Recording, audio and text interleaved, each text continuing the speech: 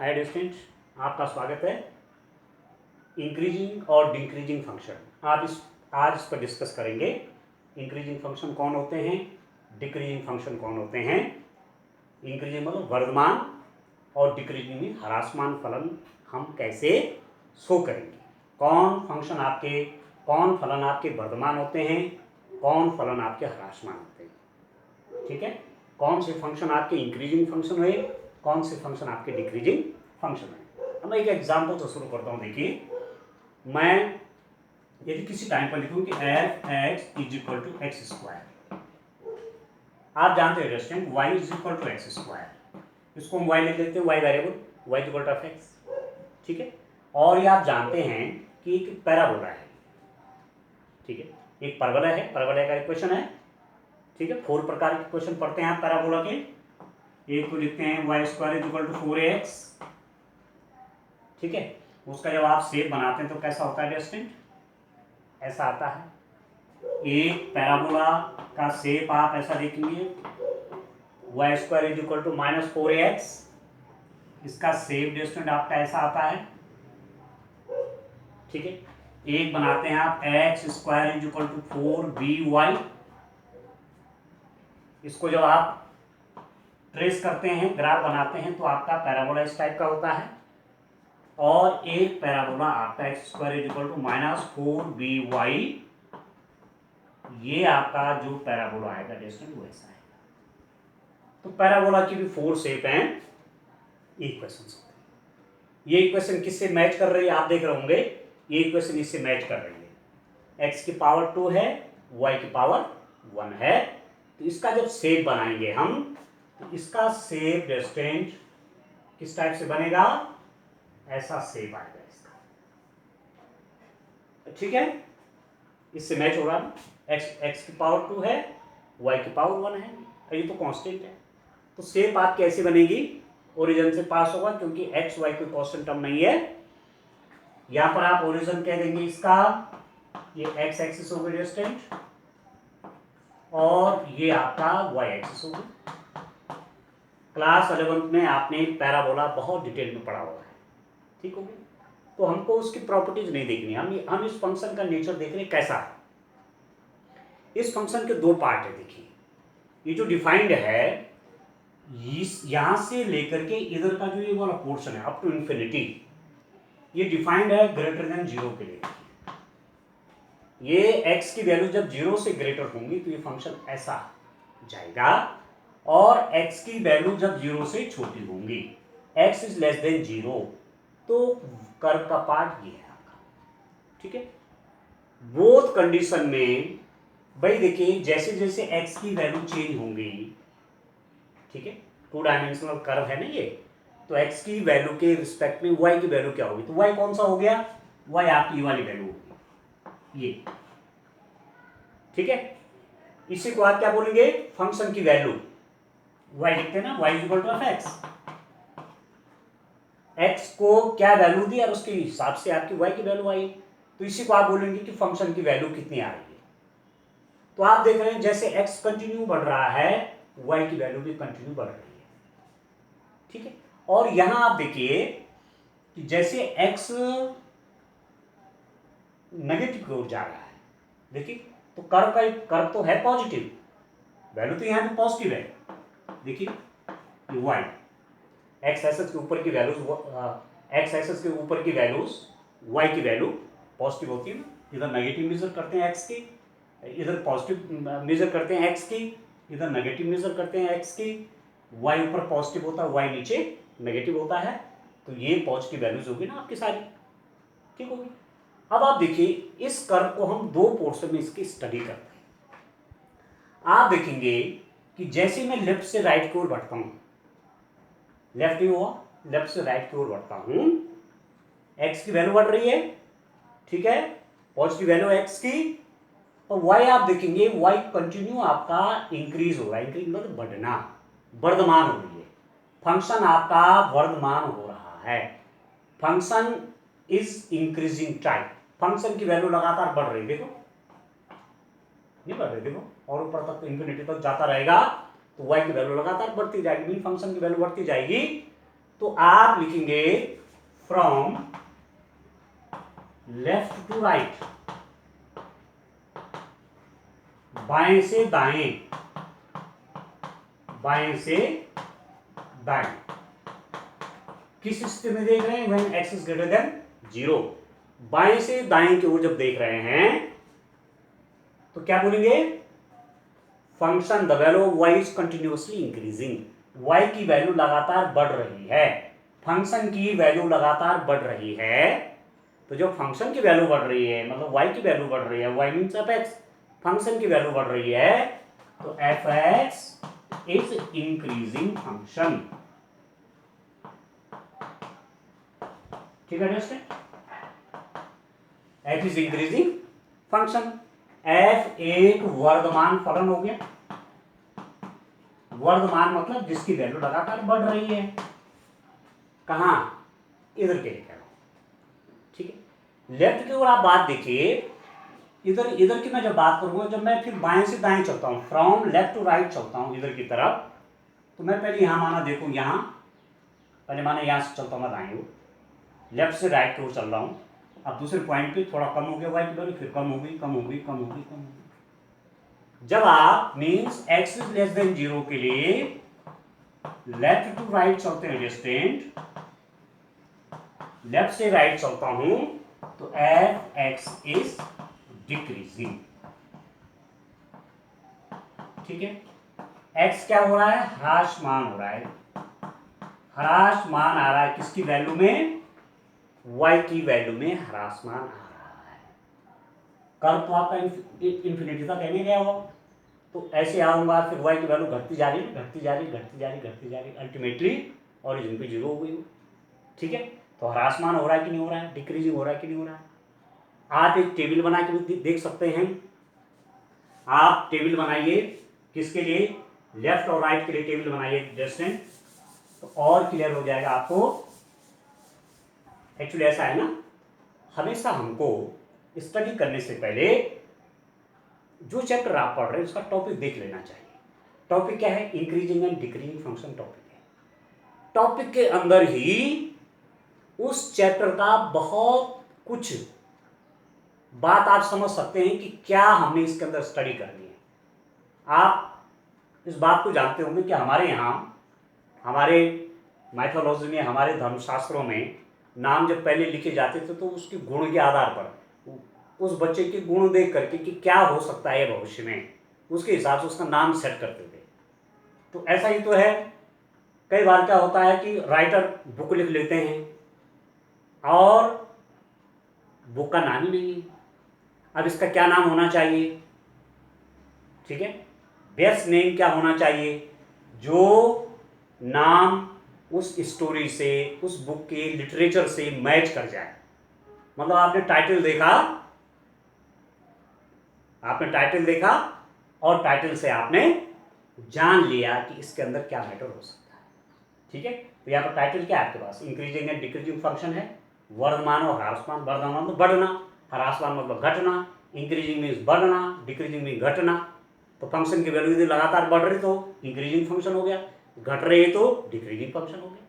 ठीक, अब आप देखिए, यदि मैं इस कर्व का, जो आपके पास है y equal to x square, एक कर्व है, एक पैराबोला है, यदि मैं x के सर्टेन वैल्यूज लूं, x इज इक्वल टू 0, ठीक है, ओरिजिन से चल रहा हूं राइट की ओर, ठीक है, 1/2, 1, 3/2 एंड 2। तो y की वैल्यू देखिए, तो x स्क्वायर है तो 0, 1/4, ठीक हो गया, 9/4, ठीक हो गया, 4। आप देख रहे हैं y की वैल्यू देखो तो 0, 0 से बड़ा 1/4, 1/4 से बड़ा 9/4, 9/4 से बड़ा कौन? 4। ठीक है, लगातार बढ़ रही, नहीं बढ़ रही वैल्यू, तो इंक्रीजिंग फंक्शन हुआ कि नहीं हुआ? और यदि मैं नेगेटिव की ओर देखूंगा, यदि मैं x की वैल्यू लिखूं कितना? -2। अब मैं बाएं से दाएं आ रहा हूं तो यहां से ले लूंगा ना वैल्यू, -2, फिर -3/2, फिर -1, फिर -1/2 और फिर 0। देखो तो y कितना हो जाएगा डिस्टेंट? लेफ्ट से राइट चल रहा हूं मैं, चाहे इस पोर्शन में चल रहा हूं, यहाँ भी लेफ्ट से राइट, यहाँ भी लेफ्ट से राइट चल रहा हूं, तो y की वैल्यू यहाँ पर 4, यहाँ पर 9/4, यहाँ पर 1/4 और 0। अब देखो 4 से छोटी वैल्यू 9/4, 9/4 से स्मॉल कौन है 1, ठीक है, 1/1 से स्मॉल आपकी 1/4 हो गया, और 1/4 से स्मॉल कितना होगा डिस्टेंस 0 हो गया। तो y की वैल्यू डिक्रीज हो रही कि नहीं हो रही, इसमें डिक्रीज हो रही वैल्यू, और इसमें क्या हो रही इंक्रीज हो रही है। तो एक न्यूमेरिकल एग्जांपल भी आपने देख लिया, और ग्राफ ड्रॉ करके भी आपने देख लिया कि इंक्रीजिंग फंक्शन कैसे होंगे, डिक्रीजिंग फंक्शन कैसे, ठीक है। और एग्जांपल देता हूं, देखिए और एग्जांपल आप देखिए,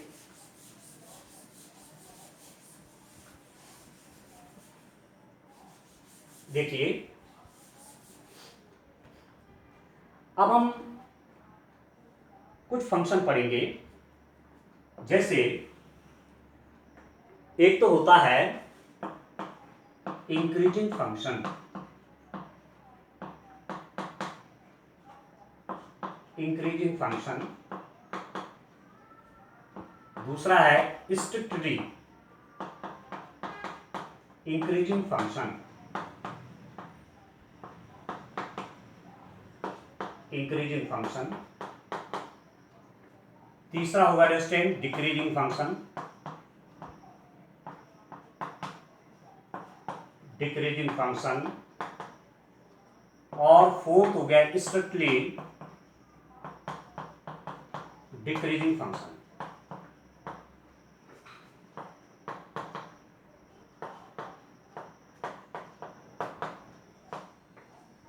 ठीक हो गया। इंक्रीजिंग फंक्शन इसको बोलेंगे वर्धमान फलन, वर्धमान फलन, ठीक है। स्ट्रिक्टली, स्ट्रिक्ट मतलब स्ट्रिक्ट निरंतर वर्धमान फलन, हिंदी में इसका नाम निरंतर वर्धमान फलन,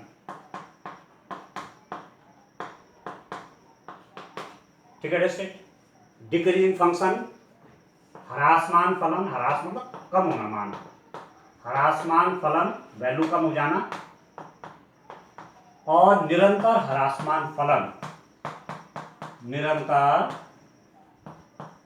ह्रासमान फलन, ठीक है। डिस्ट्रिक्ट वर्धमान फलन, निरंतर वर्धमान फलन, ह्रासमान फलन और निरंतर ह्रासमान फलन, चार टाइप के फंक्शन पढ़ेंगे। Increasing function, strictly increasing function, decreasing function, strictly decreasing function, चार टाइप के, 4 टाइप के फंक्शन आप पढ़ेंगे। अब मैं आपको एक एक एग्जांपल देता हूं। देखिए एग्जांपल जब आप देखेंगे तो आपको और क्लियर हो जाएगा कि कौन फंक्शन किस टाइप का होगा, ठीक हो गया। अब आप देखिए, मैं नंबर 1 वाला देखता हूं, इंक्रीजिंग फंक्शन। यदि कोई फंक्शन मेरे पास ऐसा है, ये स्टूडेंट देखिए बढ़ रहा, देखिए बढ़ रहा नहीं बढ़ रहा, देखिए एक्स बढ़ रहा तो वाई की वैल्यू बढ़ रही नहीं बढ़ रही है, इंक्रीजिंग हो गई। इसके बाद फ्लैट हो गया, कुछ देर के लिए फ्लैट हो गया। फ्लैट मतलब यहाँ तो लगातार बढ़ रहा है, देख रहे हैं, और यहाँ पर वैल्यू कांस्टेंट हो गई कुछ टाइम के लिए, और फिर बढ़ने लग गया। तो ये जो फंक्शन है, this is the example of increasing function, increasing function मतलब ये आपका कौन सा एग्जांपल है स्टूडेंट, वर्धमान फलन का आपका एग्जांपल है कि कुछ वैल्यूज एफ एक्स की, एफ एक्स मतलब फंक्शन वाई की कुछ वैल्यू सेम भी हो सकती है, मतलब कर्व पे भी फ्लैट भी हो सकता है, लगातार नहीं बढ़ रही है। यहाँ से तो कंटिन्यू बढ़ रही थी, पर आगे आप देख रहे हैं यहाँ से इस पोर्शन के लिए कांस्टेंट हो गया फंक्शन, फ्लैट कर्व हो गया, कांस्टेंट फंक्शन हो गया, मीन्स अब वाई की वैल्यू चेंज नहीं हो रही, सेम है, और फिर आगे बढ़ने लग गई, ठीक है। मतलब वाई की कुछ वैल्यूज आपस में सेम हो सकती हैं उसमें, तो ये इंक्रीजिंग फंक्शन का एग्जाम्पल है वर्धमान फलन, ठीक है। अब मैं यदि फंक्शन दूसरा ऐसा लिखूं, ये तो पहला वाला एग्जाम्पल है, दूसरा देखिए, यदि मैं ऐसा फंक्शन लिखूं, देखो ऐसा फंक्शन देखो, ठीक है, आपने ऐसा फंक्शन देखा, ये फंक्शन आप क्या देख रहे हैं, बाएं से दाएं देखो, यहां से देखो ये नेगेटिव में है, फिर धीरे धीरे नेगेटिव कम हुआ, यहाँ पर y 0 और लगातार बढ़ी तो रहा है, यहाँ नेगेटिव है ना, तो नेगेटिव तो छोटी वैल्यू होती है, नेगेटिव फिर बढ़ गया और बढ़ गया और बढ़ गया और बढ़ गया, 0 आया तो नेगेटिव के हिसाब से बढ़ गया, और ये फंक्शन आपका क्या है, लगातार बढ़ रहा है, कहीं पर भी कर्व आपका फ्लैट नहीं है, कहीं पर भी कर्व आपका कांस्टेंट नहीं है। कांस्टेंट कर्व कैसा होता है, फ्लैट टाइप का होगा, ठीक है। आपने उधर जब स्ट्रेट लाइन पढ़ी थी तो कहीं पर आप लिखते थे x = a, या आप लिखते थे x = 2, ऐसा फंक्शन था आपके पास, ठीक है। तो आप कैसे बनाते हैं x = 2 को, x 1 2, ये हो गया, देखो x = 2, आपको लिखा y = 3, तो y = 3, कर्व आप कैसे बनेगा, ऐसा बनेगा, फ्लैट हो गया, सब वैल्यू y की सेम है,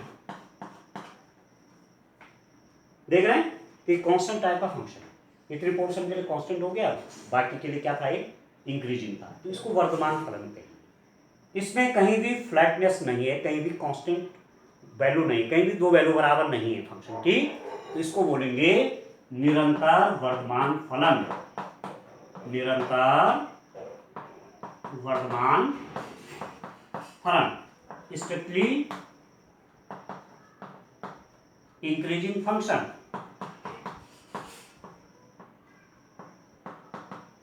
स्ट्रिक्टली इंक्रीजिंग फंक्शन, ठीक है स्टूडेंट,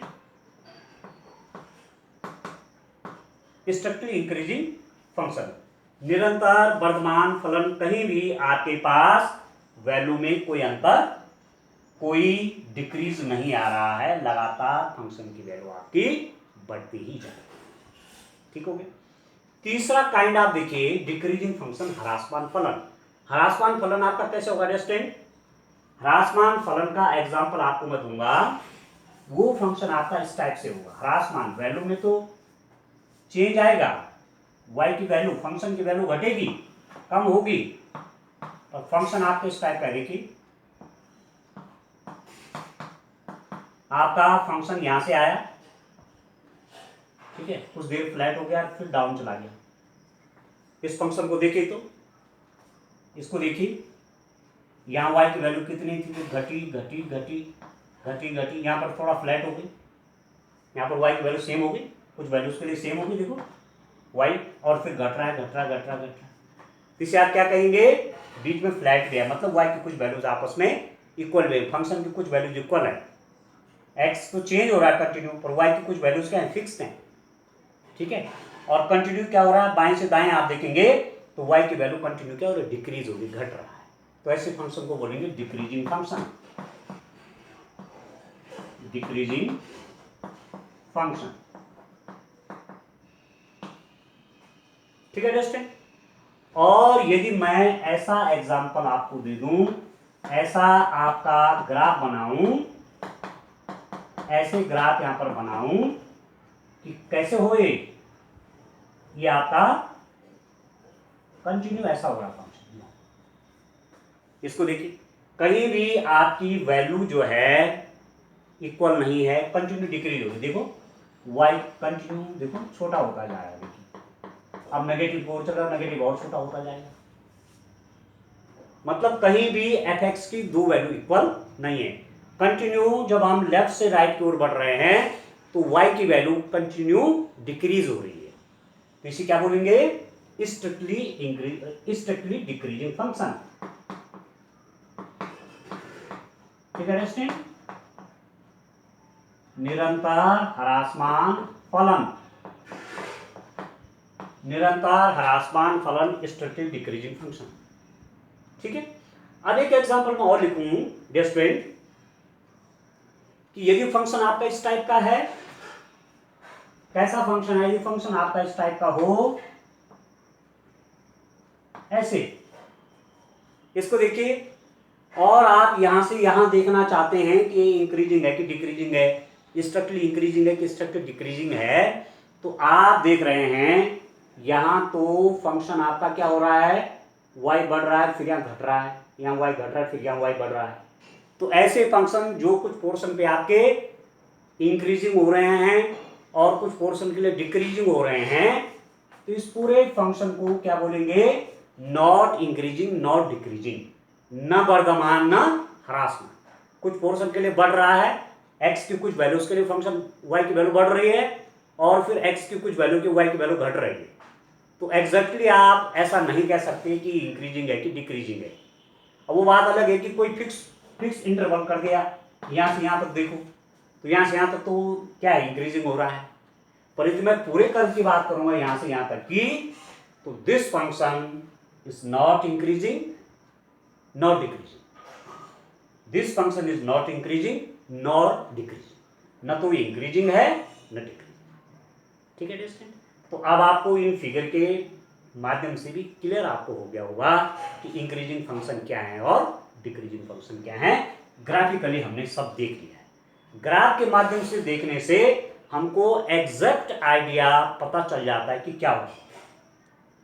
ठीक है, ग्राफ एक ऐसा मैथमेटिक्स का ज्योमेट्री का ऐसा पार्ट है जो आपको क्लियर पिक्चर दिखाता है, आप सेटिस्फाई हो जाते हैं कि यस दिस इज हैपनिंग। ठीक है, अब मैं मैथमेटिकली डेफिनेशन देखता हूं कि इंक्रीजिंग फंक्शन की डेफिनेशन क्या है, डिक्रीजिंग फंक्शन की डेफिनेशन क्या है।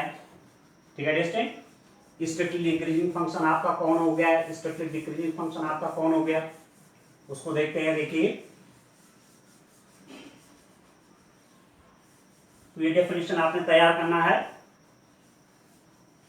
इस डेफिनेशन को आप तैयार करिए क्योंकि क्वेश्चन में आपको आगे यही डेफिनेशन यूज होगी।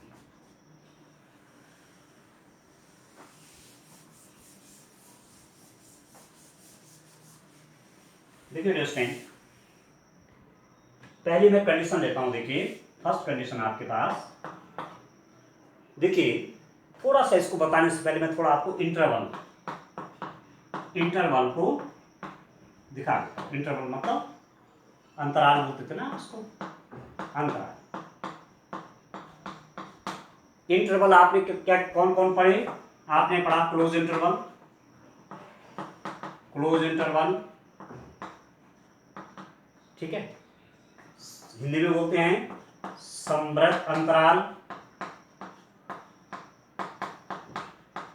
ठीक है, दोनों लैंग्वेज में जाएंगे, अपनी लैंग्वेज भी इंग्लिश लैंग्वेज दोनों में जाएंगे। क्लोज इंटरवल, समवर्त अंतराल, ठीक है, ओपन इंटरवल,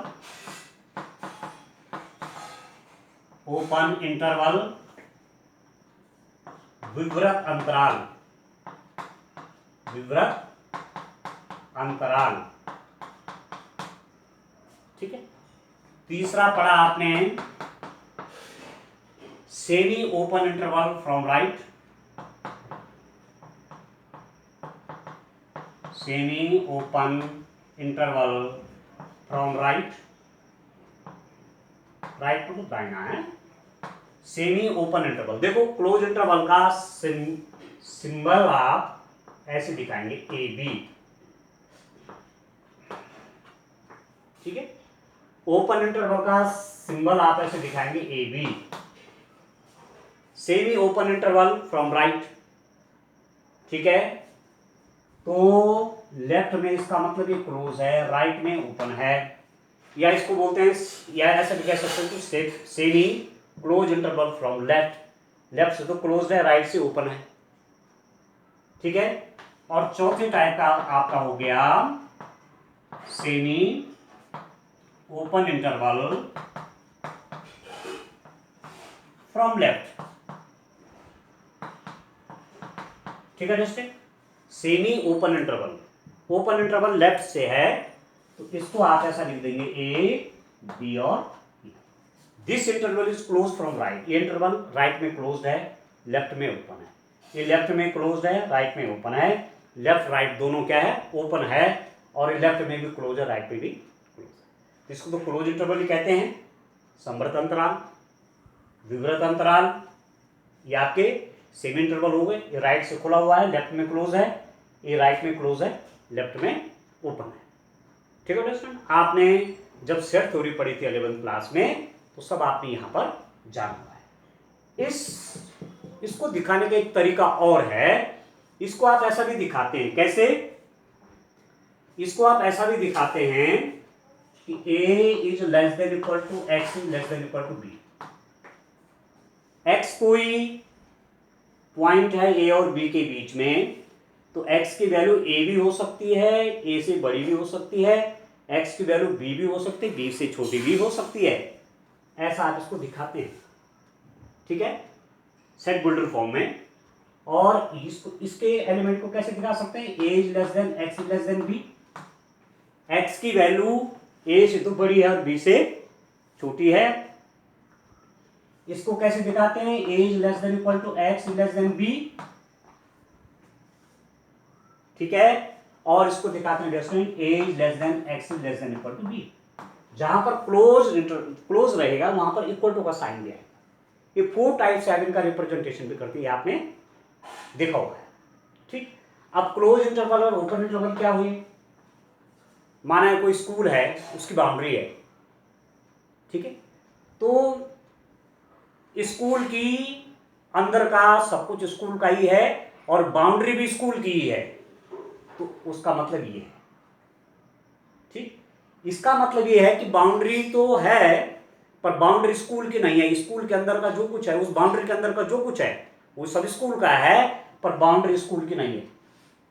तो मतलब इसमें, इस इंटरवल में ए भी नहीं है, बी भी नहीं, केवल बाउंड्री बता रहा है, बाकी सब ए और बी के बीच है। इसमें आप देखिए बाउंड्री लेफ्ट में है, राइट में नहीं है।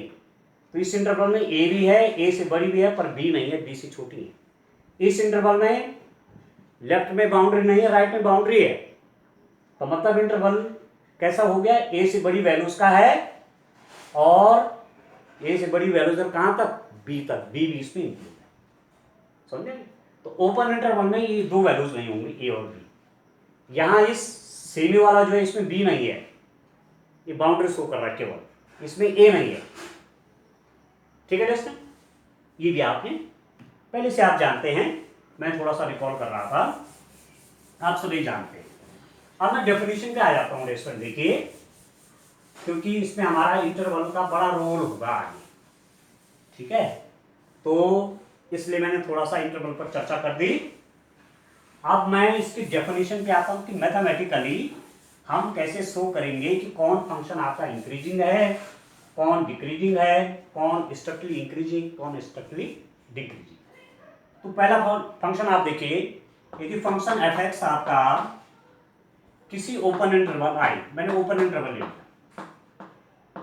ओपन इंटरवल है ये, कौन सा? ये आई, ये मैंने ओपन इंटरवल लिया, किसी फंक्शन एफ एक्स जो इसमें डिफाइंड है, ठीक है, एक्स की वैल्यूज हम कहाँ ले रहे हैं? ओपन इंटरवल में ले रहे हैं। और किसी टाइम पर मैं कहूँ डियर स्टूडेंट कि for x1 is less than x2, जैसे माना 1 और 2, 1 इज लेस देन 2, ठीक है, f(x1) is less than equal to f(x2). देखिए ये डेफिनेशन है, x1 x2 बिलोंग्स टू, यहां पर क्या कर रहे हैं? x1 x2 belongs to i। कोई दो वैल्यूज मैंने ली, इस इंटरवल से कोई दो वैल्यूज ली, x1 x2 belongs to i, और आपके पास f(x1) is less than equal to f(x2), मतलब आपने देखा कि इक्वल भी है साइन।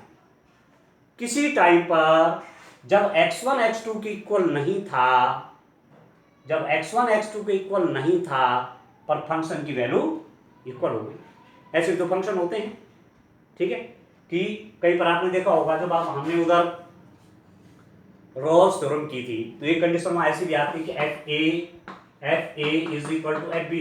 रॉल्स थ्योरम में देखा था ना हमने, f a is equal to f b but a is not equal to b, ठीक है, f a is equal to f b है पर ए की वैल्यू बी की इक्वल नहीं है, तो f(x1) is equal to f(x2) but x1 is not equal to x2। किसी टाइम पर वही जो मैं कह रहा था कि कर्व फ्लैट हो गया, दो वैल्यूज इसकी इक्वल हो गई। किसी टाइम पर x1 x2 के लिए कर्व आपका कांस्टेंट हो गया, किसी वैल्यू के लिए मैं कह रहा हूं। बाकी के लिए क्या है? f(x1) की वैल्यू f(x2) से हमेशा छोटी है, जो 1 पे वैल्यू आएगी 2 पे वैल्यू से छोटी होगी, 2 की वैल्यू 3 पर वैल्यू से छोटी होगी, 3 की वैल्यू 4 की वैल्यू से छोटी होगी। तो ऐसी स्थिति में आप बोलेंगे डिस्टेंस को वर्धमान fx आपका आ जाएगा, क्या आ जाएगा, वर्धमान फलन या इंक्रीजिंग फंक्शन, इंक्रीजिंग फंक्शन। ठीक है, कहीं इज इक्वल टू वाला भी होना चाहिए, तब जाके आप इसको इंक्रीजिंग हो। अब दूसरा क्या है, सेम कंडीशन में x1 x2 belongs to i, ठीक है, x1 x2 belongs to i, x1 is less than x2, x1 की वैल्यू x2 से छोटी है, but f and fx1 is less than fx2।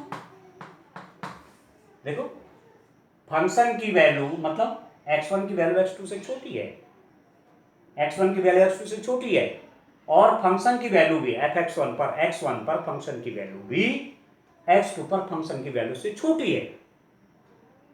ठीक है, तो इसको बोलेंगे आप स्ट्रिक्टली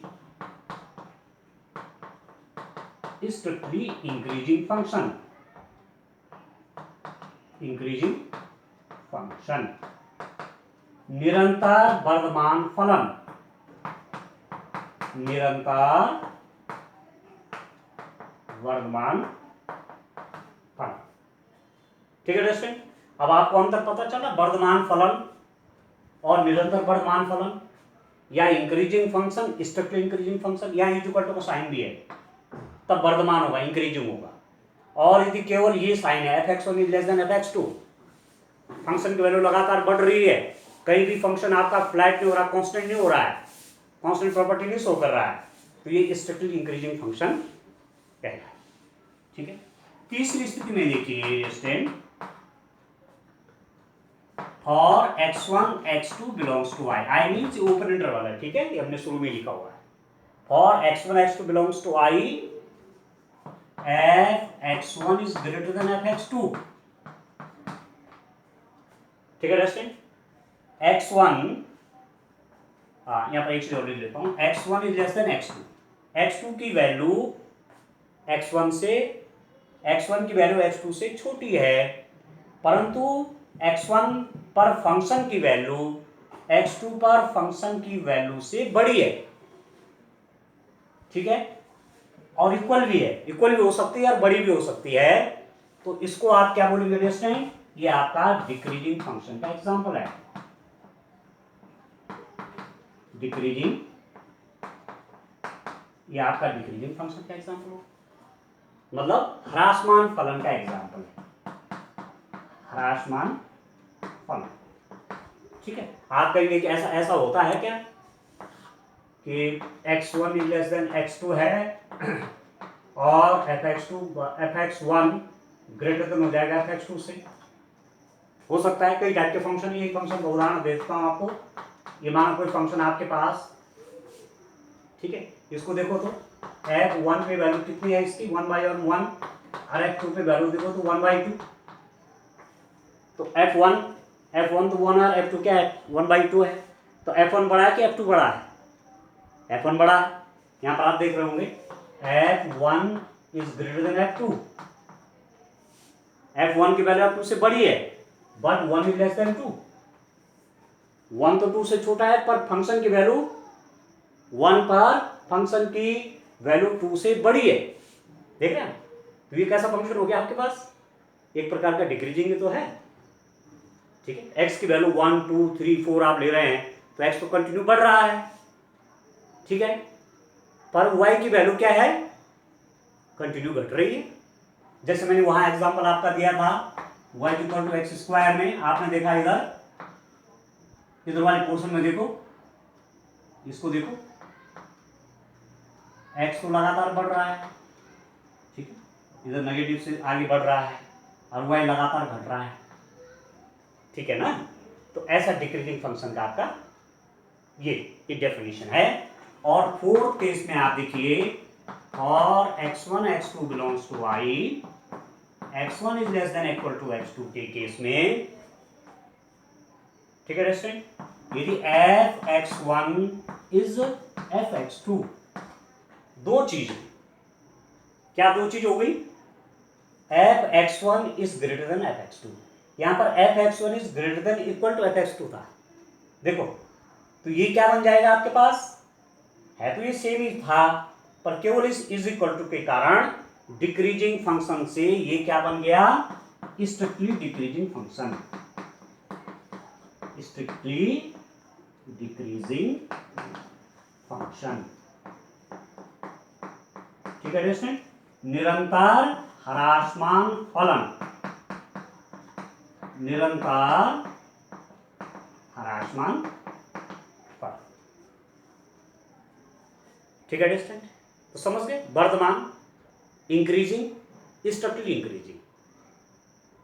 इंक्रीजिंग में इज इक्वल टू भी हो सकता है, कोई दो वैल्यू इक्वल हो सकते हैं फंक्शन की, पर स्ट्रिक्टली इंक्रीजिंग में उस इंटरवल के अंदर फंक्शन की कोई दो वैल्यू इक्वल नहीं।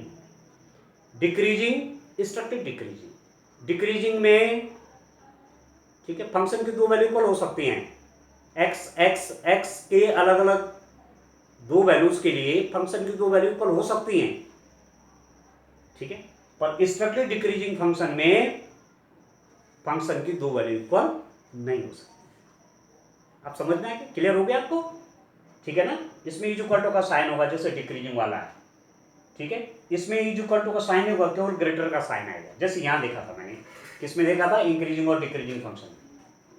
ठीक हो गया, ये तो वैल्यू के आधार पर है। जैसे मैंने इसमें एग्जांपल आपको दिया था, किसमें एग्जांपल आपको दिया था, मैंने एक पैराबोला का एग्जांपल दिया था, पैराबोला लिखा था आपने y equal to x square वाला एग्जांपल दिया था, और x की मैंने डिफरेंट वैल्यूज लिखी थी, 0 1 2 0 1 2, 0 क्या क्या लिखा था, 0 1/2 3/2 एंड 2। ठीक है, आपने y की वैल्यू निकाली थी, एक टेस्टिंग का तरीका है। ठीक है, जैसे आप ग्राफ खींचते हैं, ग्राफ खींचते हैं तो एक वेरिएबल को वैल्यू देते हैं, दूसरे वेरिएबल को की वैल्यू निकालते हैं, पॉइंट ट्रेस कर देते हैं, आपको ग्राफ बन जाता है, उन पॉइंट को आप मिला देते हैं, आपको ग्राफ मिल जाता है। ठीक है, ऐसे इस हिसाब से भी हमने फंक्शन को इंक्रीजिंग डिक्रीजिंग दिखाया था। ठीक है ना, पर ये डेफिनेशन है, डेफिनेशन से आप कैसे इसको डिफाइन करें। ठीक हो गया, अब आप देखिए एक टेस्ट और है, एक तरीका तो ये है इंक्रीजिंग दिखाने के लिए, स्ट्रिक्टली इंक्रीजिंग या डिक्रीजिंग दिखाने के लिए, एक तरीका तो ये डिस्टेंट। ठीक है, दूसरा तरीका आपको देखिए, हमारे पास दूसरा तरीका है डिफरेंशिएशन की मदद से, क्योंकि आप चैप्टर क्या पढ़ रहे हैं, आप चैप्टर पढ़ रहे हैं एप्लीकेशन ऑफ डेरिवेटिव्स। जो चैप्टर है आपका 6, उसका नाम क्या है, एप्लीकेशन ऑफ डेरिवेटिव्स। और एप्लीकेशन ऑफ डेरिवेटिव के अंदर आप इंक्रीजिंग और डिक्रीजिंग फंक्शन पढ़ रहे हैं, वर्धमान और ह्रासमान फलन पढ़ रहे हैं, तो क्या डिफरेंशिएशन का कोई यूज है? यस, यूज है। अब आप देखिए, कोई फंक्शन आपके पास एफ फंक्शन है कोई, ये फंक्शन आपका क्लोज इंटरवल ए बी में क्या है, कंटिन्यूअस है, संतत, वो आपने सारा की हुई है, कॉन्टिन्यूटी एंड डिफरेंशिएबिलिटी हमने सब की हुई है। ठीक है, तो एफ एक्स इसमें क्या है, कंटिन्यूअस है, क्लोज इंटरवल में कंटिन्यूअस है,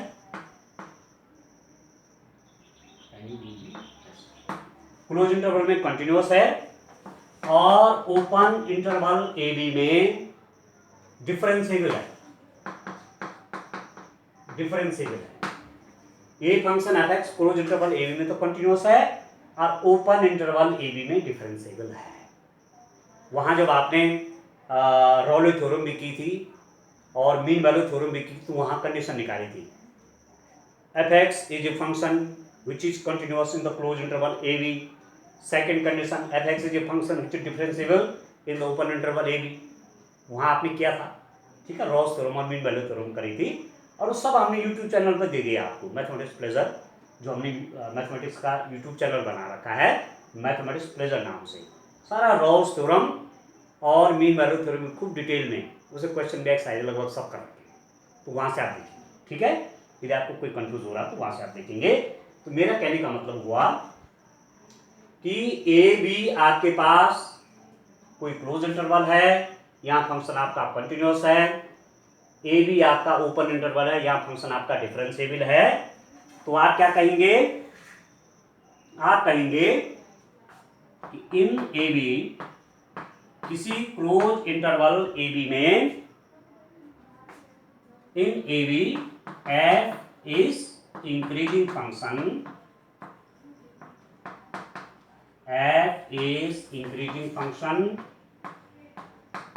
f x आपका इंक्रीजिंग फंक्शन होगा for every x belongs to a b, प्रत्येक x ए बी के लिए f dash x is greater than 0, f dash x का मान आपका 0 से बड़ा है, पहली स्थिति। ठीक है दोस्तों, किसी क्लोज इंटरवल ए बी में फंक्शन है f, क्या है, इंक्रीजिंग फंक्शन है for every x belongs to a b, इस ए बी में फंक्शन आपका इंक्रीजिंग फंक्शन है for every x belongs to a b, x प्रत्येक x के लिए ए बी में, ओपन इंटरवल में, इंक्रीजिंग किसमें, क्लोज इंटरवल में इंक्रीजिंग है, क्लोज इंटरवल में इंक्रीजिंग होगा, इस क्लोज इंटरवल में फंक्शन आपका इंक्रीजिंग होगा, ठीक है, किसके लिए, for every x belongs to a b open interval में x के प्रत्येक मान के लिए, मतलब x a नहीं हो सकता, b नहीं हो सकता, पर a और b के बीच जितनी वैल्यूज होंगी, यदि फंक्शन का डिफरेंशिएशन 0 से बड़ा है तो फंक्शन आपका कैसा होगा, वर्धमान फलन होगा, वर्धमान फलन। आप समझ रहे हैं, आप क्या करेंगे, आपके पास जो फंक्शन दिया हुआ रहेगा ना डिस्टेंस, उसका आप डिफरेंशिएशन कर दिया, डिफरेंशिएशन कर दिया, और तब जो ओपन इंटरवल आपको, जो इंटरवल आपको दे रखा है, ठीक है, आगे हम जब क्वेश्चन करेंगे तो आपको पूछा जाएगा कि इस इंटरवल में ये फंक्शन इंक्रीजिंग है कि डिक्रीजिंग है, ठीक है, तो हम देखेंगे जब डिफरेंशिएशन करेंगे, डिफरेंशिएशन करने के बाद उस ओपन इंटरवल की वैल्यूज फंक्शन में रखेंगे, यदि उस ओपन इंटरवल की सभी वैल्यूज के लिए फंक्शन का डिफरेंशिएशन 0 से बड़ा है, मतलब पॉजिटिव है, पॉजिटिव, आप इसको ऐसा भी लिख सकते हैं, f dash x is positive, आप ऐसा भी लिख सकते हैं f dash x is positive, positive, positive में तो कभी पॉजिटिव में तो हम 0 भी लिख लेते हैं, पर ये ग्रेटर देन 0 होना चाहिए, मतलब पॉजिटिव तो होगा ही पर 0 नहीं होगा, 0 से बड़ा होगा, तो फंक्शन आपका क्या होगा दोस्तों, इंक्रीजिंग फंक्शन, वर्धमान फलन, समझ गए। तो हम वो x1 x2 वाली वैल्यू नहीं रखेंगे, उसमें हमको ज़्यादा लंबा काम करना पड़ेगा, कई वैल्यू लिखनी पड़ेंगी और कोई ज़रूरी नहीं कि सही हो भी जाए। अब माना फॉर एग्जाम्पल, जैसे मैं आपको उदाहरण देता हूँ, एक एग्जाम्पल देता हूँ, यदि माना आप क्लोज इंटरवल 1 से इंफिनिटी के बीच टेस्टिंग कर रहे हैं कि यहां फंक्शन इंक्रीजिंग है कि डिक्रीजिंग है, क्या हो रहा, ठीक है, या मैं इसको ओपन इंटरवल कर लेता हूं इधर भी, ठीक है, कि यहां फंक्शन इंक्रीजिंग है कि नहीं है, तो जो मैंने शुरू में आपको इंक्रीजिंग डिक्रीजिंग को एक्सप्लेन किया था, तो वहां मैं वैल्यू ले रहा था, 2 पे देख रहा, 3 पे देख रहा, वहां मैंने किस किस पे देखा था, x इज इक्वल टू 0 पे देखा, 1/2 पे देखा, 3/2 पे देखा, 2 पे देखा, और उसके हिसाब से इंक्रीजिंग डिक्रीजिंग क्या करना, डिफाइन किया था। परंतु ऐसे इंटरवल में, ठीक है, इसमें तो अनंत इनफाइनाइट पॉइंट्स हैं इसमें, तो प्रत्येक पॉइंट को चेक कर लेंगे हम, नहीं चेक कर पाएंगे, पता नहीं फंक्शन का नेचर कहाँ जाके बदल रहा होगा, कह नहीं पा रहे हैं, ठीक है, तो उसके लिए क्या तरीका, उसके लिए डिफरेंशिएशन का मेथड है, आप फंक्शन का डिफरेंशिएशन निकालिए, और जब फंक्शन का डिफरेंशिएशन आप निकालेंगे तो इस इंटरवल में जब देखिए आप, ठीक है, यदि फंक्शन का डिफरेंशिएशन 0 से बड़ा है, ठीक है अंडरस्टैंड, तो वो फंक्शन आपका क्या हो जाएगा, इंक्रीजिंग फंक्शन हो जाएगा, ठीक। और दूसरी चीज मैं कह रहा हूं कि in open interval a b function आपका f इज डिक्रीजिंग फंक्शन आपका डिक्रीजिंग होगा for every x belongs to a b, प्रत्येक एक्स जहां ओपन इंटरवल में है, ठीक है, f dash x is less than 0, f dash x का मान 0 से छोटा है, मतलब एफ डैश एक्स आपका नेगेटिव आ गया। एफ डैश एक्स क्या हो जाएगा student, f dash x is negative. ठीक है, आपने फंक्शन का डिफरेंशिएशन किया और ओपन इंटरवल की वैल्यू जिसमें रखी, आपने देखा ये तो नेगेटिव है, लेस देन 0 है, तो आप कहेंगे वो डिक्रीजिंग फंक्शन है। ठीक हो गया, ठीक है स्टूडेंट। इसी में यदि मैं इस क्लोज इंटरवल को ओपन कर दूं, फंक्शन आपका ए बी में ही डिफाइंड है, ओपन इंटरवल में डिफाइंड है, और फंक्शन की वैल्यू भी आप ओपन इंटरवल में ले रहे हैं, और ये कंडीशन हो रही है, तब आप इसको निरंतर बोलेंगे, निरंतर वर्धमान, या आप बोलेंगे strictly increasing function, strictly increasing function, निरंतर वर्धमान फलन। ठीक है स्टूडेंट, आप समझ रहे हैं कहां अंतर पड़ रहा है। मतलब अभी तक मैंने ये क्लोज कर रखा था, क्लोज इंटरवल कर रखा था, और क्लोज इंटरवल में कह रहा था कि ये इंक्रीजिंग फंक्शन होगा कब, जब एफ डैश एक्स, मतलब इस ओपन इंटरवल के प्रत्येक वैल्यू के लिए फंक्शन का डिफरेंशिएशन 0 से बड़ा होगा। पर यदि मैं यहाँ क्लोज की जगह ओपन इंटरवल ले लूं कि ओपन इंटरवल में फंक्शन स्ट्रिक्टली इंक्रीजिंग फंक्शन होगा, कंडीशन यही है, प्रत्येक वैल्यू के लिए एफ डैश एक्स आपका ग्रेटर देन 0। मतलब और क्लियर करते हैं, एक तो वर्धमान हुआ और एक निरंतर वर्धमान हुआ, एक इंक्रीजिंग हुआ और एक स्ट्रिक्टली इंक्रीजिंग हुआ।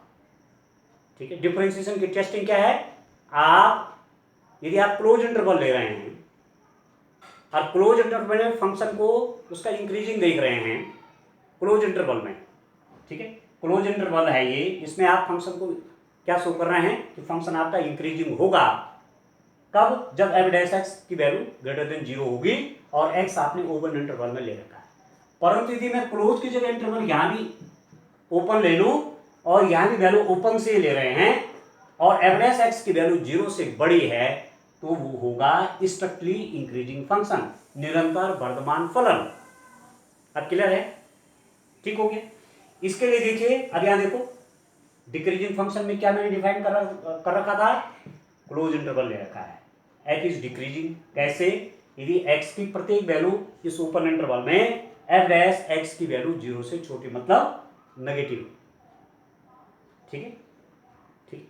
अब यदि मैं इसकी जगह क्या कर दूं, मैं कर दूं in open interval a b, मैं इसको क्लोज की जगह क्या कर दूं डिस्टेंट ओपन कर दूं, तो इस कंडीशन में ये स्ट्रिक्टली हो जाएगा,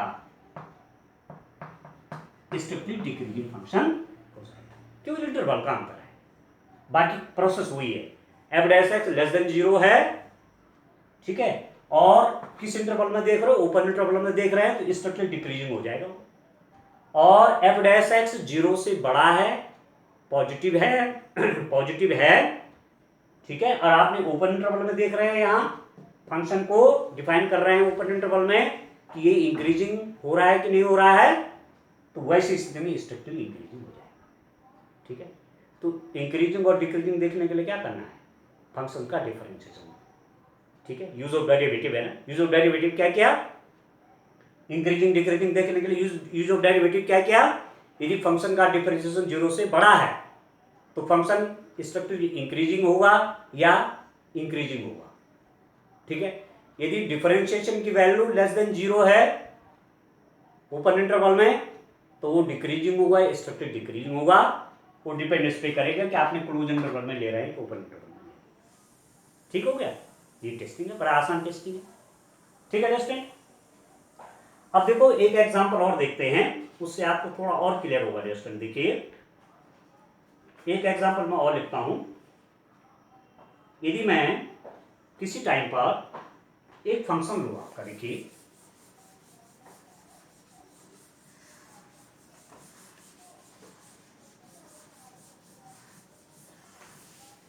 थोड़ा सा वर्तमान ह्रासमान को एक और ढंग से देखिए आप। यदि मैंने फंक्शन आपने लिया अंडरस्टैंड एफ एक्स, इसी को मैं वाई भी तो बोलता हूँ,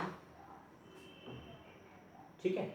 आपने y equal to f x लिया किसी टाइम पर, माना 2x माइनस 4 ले लिया या 2x माइनस 5 ले लिया फॉर एग्जाम्पल। आपने y इक्वल टू क्या ले लिया 2x माइनस 5 ले लिया, और आप किस में देख रहे हैं, सेट ऑफ रियल में देख रहे हैं इसको। रियल लाइन के अंदर इस फंक्शन को चेक कर रहे हैं कि इसकी स्थिति क्या है, ठीक है, ठीक है। सेट के अंदर तो देख रहे हैं, इंटरवल में तो सेट के फॉर्म में हो जाते हैं, ठीक है ना।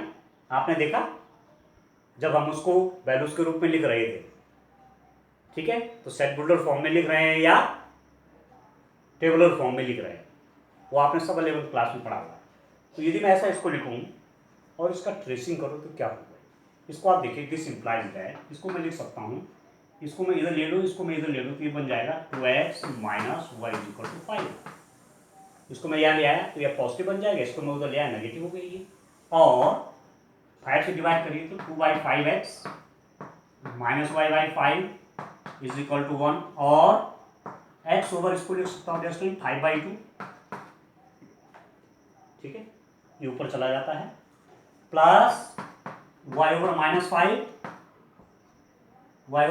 Is equal to 1, x over 5/2 plus y over minus 5 is equal to 1। ये इक्वेशन क्या है, ये तो स्ट्रेट लाइन है। स्ट्रेट लाइन कैसे पता चला, सरल रेखा कैसे पता चली, पावर इसकी 1 है, वेरिएबल की पावर 1 है, ठीक है, तो स्ट्रेट लाइन शो करेगा।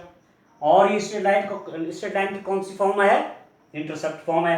आपने ये वाला पढ़ा है x by a plus y by b is equal to 1, this is the intercept form of a line. मतलब इंटरसेप्ट फॉर्म क्या हुआ, ये लाइन जो है x अक्ष पर ए का खंड काटती है, y अक्ष पर कितने का काटते हैं, b का काटती है, आप इसको ज्वाइन कर लीजिए। तो ये लाइन की इक्वेशन क्या है, x by a plus y by b is equal to 1। 11th class में पढ़ा आपने, x अक्ष पर इंटरसेप्ट a बना रही है, y अक्ष पर b बना रही है, तो इक्वेशन आपकी ऐसी होती है, ठीक है। अब ये हमारी उसी फॉर्म की होगी, मतलब यदि मैं इसको देखूं कि x 5/2 plus y over minus 5 is equal to 1 है, तो a की वैल्यू तो 5/2 आई डेस्टिन, और b की वैल्यू कितनी हो गई, -5, ठीक है। इससे भी कंपेयर किया, a की वैल्यू 5/2 और b की जगह क्या है, -5। इसको मैं ट्रेस करूं इस कर्व को, तो आप देखिए आपको क्या मिलेगा, लाइन है ना, लाइन की क्वेश्चन है, कर्व भी तो बोलते हैं उसको। तो आप देखिए क्या मिलेगा डिस्टेंस, देखिए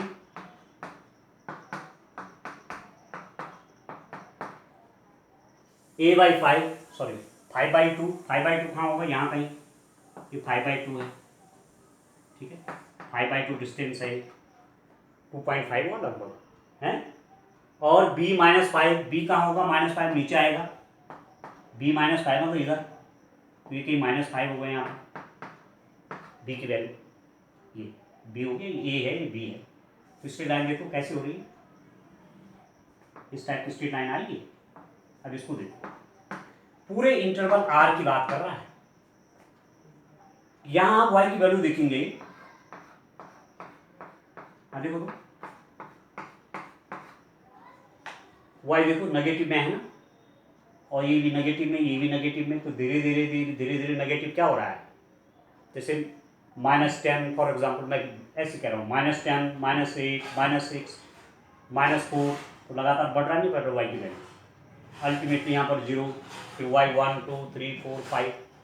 तो आप कह सकते हैं कि होल रियल लाइन के लिए ये function strictly increasing function,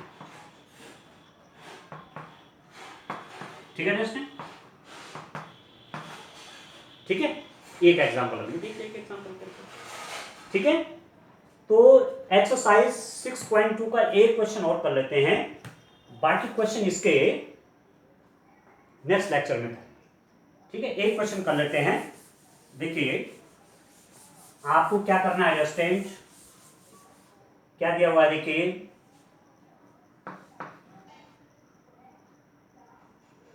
are आपका है, आर पर फंक्शन आप दे रखा है student, f x is equal to आपके पास हो गया 3x + 17।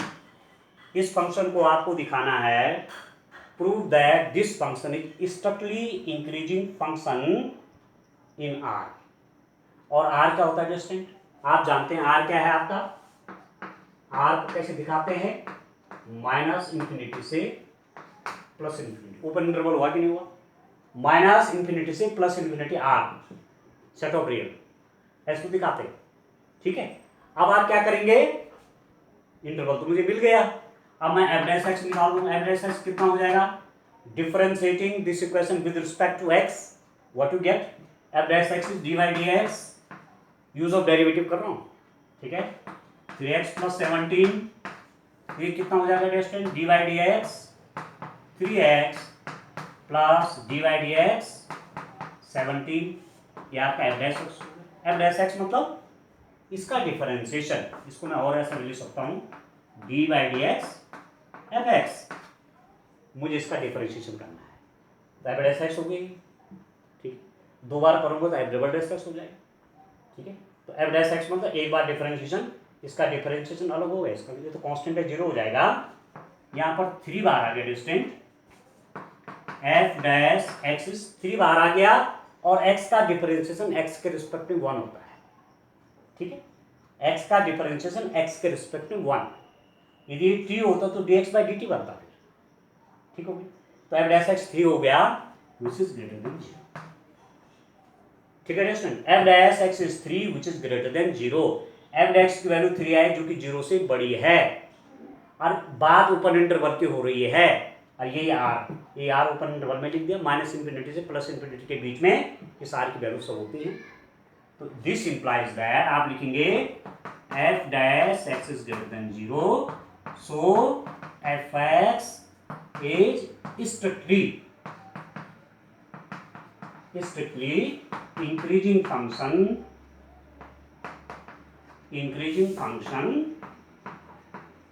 इन आर। ठीक है, एफ डैश एक्स 0 से बड़ा है for every x belongs to R, इसलिए क्या एफ एक्स एक निरंतर वर्धमान फलन है।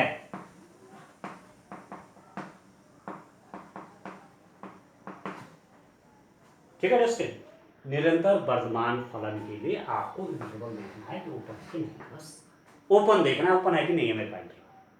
ठीक है, इंटरवल क्लोज हो जाएगा तो केवल क्या हो जाएगा, इंक्रीजिंग फंक्शन हो जाएगा, फिर कंडीशन यही रहेगी एफ डैश एक्स की वैल्यू 0 से बड़ी होनी चाहिए।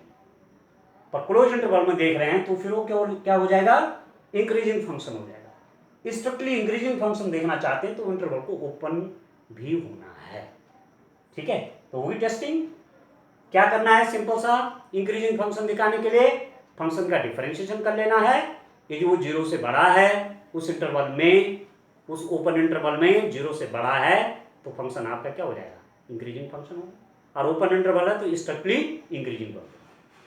ठीक है, इस टाइप से इसके क्वेश्चन अब नेक्स्ट लेक्चर में करेंगे। आज आपके लिए इतना काफी है, एक बार इस वीडियो को ठीक से देखिए, और इसके शॉर्ट एग्जाम्पल भी जो रहते हैं उनको भी करिए सारे। ठीक है, वो छोड़ने नहीं चाहिए, वो बड़े इंपॉर्टेंट होते हैं। बोर्ड के पेपर का लगभग 25 to 30 मार्क्स, 20 to 30 मार्क्स आपके शॉर्ट एग्जाम्पल वाले रहते हैं जो बुक में किए हुए हैं। तो एक्सरसाइज को तो मैं आपको करा रहा हूँ सब। ठीक है, जो आपके सॉल्व हैं उनको आप बुक से करेंगे। ठीक है, तो आज के लिए इतना काफ़ी है। Thank you, bye.